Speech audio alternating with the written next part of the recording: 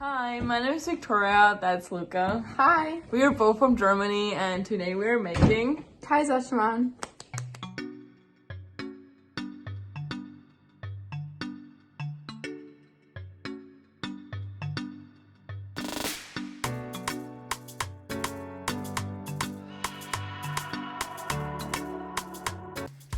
Okay, we're currently making Kaiserschmarren and it turned out pretty well, I have to say. What do you say? It tastes good.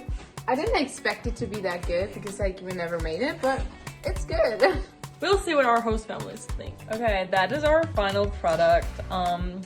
It's applesauce and like our... Yeah, right. There's applesauce and it's like cinnamon applesauce, so 2 in 1.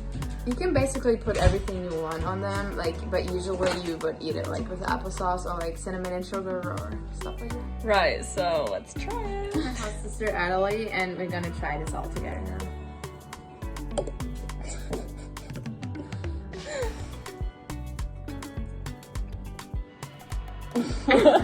What do you think? Okay, so that's my host mom, Megan. Hi. And now we're trying it together.